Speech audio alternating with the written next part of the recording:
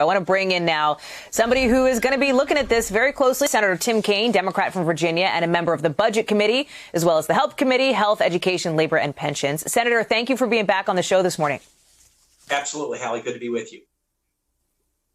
Thank you. Good. Let me start with getting your reaction now to what we were just talking about, this bipartisan relief framework that's being announced as we speak by some of your colleagues. Is this something you think you could support?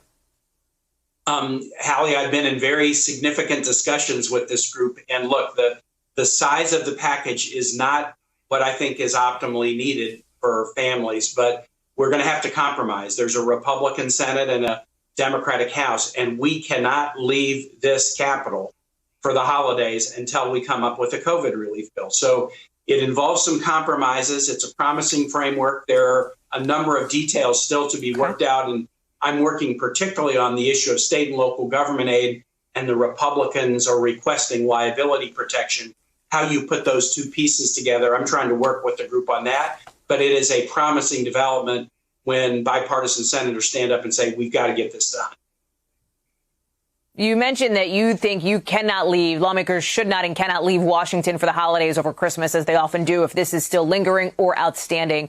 Is that something you would commit to, staying in town? Should lawmakers commit to staying in town until something gets done? And do you think it's going to come to that end of December?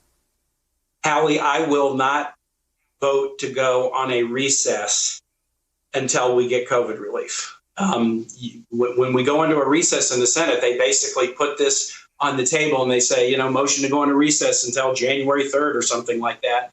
I will not support going into a recess if we do not have COVID relief.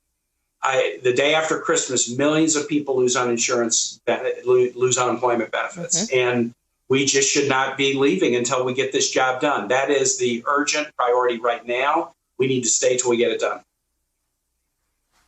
There's a lot of people who, might not be engaged in the ins and outs of the weeds of politics, but who look at this and think, gosh, there seems to be a lot of finger pointing between the White House, Republicans, Speaker Pelosi, this delay in another relief package. Here's a bit of what some of your colleagues on the Republican side of the aisle have been saying about some of this.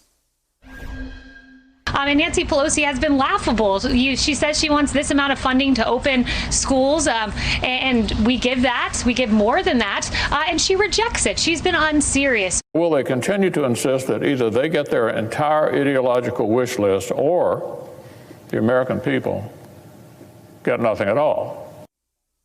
In your view, should President-elect Biden, for example, step in here and push Democrats to pass a smaller bill now on the things you all can agree on, as Senator McConnell has pointed out? Is that something you'd encourage him to do? Well, look, who has passed the bill? The Democratic House. Who has not passed the bill? The Republican Senate. So let's just start there. We did 4 bills together in March and April, but the 5th bill has been hard to reach. The Democrats in the House passed one. The Republican majority Senate has not. We're being told both by the White House and Jay Powell at the Fed that the economic situation is so dire that we should go bigger rather than smaller. The only thing the Republicans have been able to offer thus far in the Senate, until this bipartisan approach, which has some promise, has been something with no state and local government aid, no food aid, no housing assistance. It's insufficient. But if we could look at a bipartisan framework, possibly of the kind that's been laid out this morning, we can get something done. But let's put pressure on ourselves. Okay. Let's just all agree we cannot go home for the holiday until we get a COVID relief bill. And if we can agree to that, I will tell you, people would like to spend the holidays with their family. We'll find a bill. And we need to, because millions will go without over the holidays unless we find this 5th bill. I think we can do it. I want to get you on a couple of other topics, including what's happening, what will be happening on the Hill, because President-elect Biden today is set to unveil his new economic team. And there's been a lot of pushback from Republicans over the president-elect's choice for budget director, Neera Tanden. Senator John Cornyn calls her radioactive. Senator Graham calls her a nut job. Do you support Tanden's presumptive nomination here? Absolutely. I'm on the Budget Committee, and I'm really looking forward to that hearing. Neera Tanden is super sharp. I've worked with her for at least probably 12 or 13 years. She's a Democrat, and she says things that Democrats like and some Republicans don't. And she'll have to talk about those at the hearing. But when the shoe was on the other foot with President Trump's nominees, and we read at committee hearings things that they had tweeted or said, that didn't cause the Republicans any trouble whatsoever. They were glad to confirm President Trump's nominees. And I was glad to vote for most of the Trump nominees. When a president gets elected, it carries a mandate to assemble your leadership team. Neera Tanden is going to do a great job at OMB, and I'm going to be proud to support her.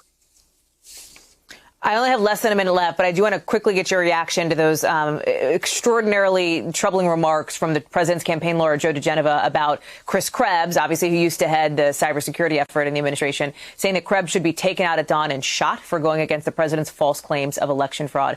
Is that where we are, really, when it comes to rhetoric in this country? And do you think that President-elect Biden should think about rehiring Mr. Krebs? That a key member of Team Trump would say that is just, it's sickening. And get what he's saying. A member of the Trump administration said something patriotic, which is America ran a good election. Joe diGenova is not only threatening violence against Chris Krebs, but he wants to be in a trash America camp, trashing the American election, trashing the American democracy. That's what Trumpism is about at the end of the day. It's all about Trump. And they'll step on anybody and kick anybody to protect Trump. But what's at issue is the country. Krebs was speaking honorably about the country and upholding the integrity of the American election just completed. He should be rewarded and celebrated, not violently attacked with words of the kind that diGenova used. Thank you for checking out our YouTube channel. Why don't you subscribe? It's really easy. Just click on that button down there. And for more news from MSNBC, click on any of these videos here for the latest interviews and highlights. You can get more videos from MSNBC with our newsletters. Head over to msnbc.com/newsletters to sign up.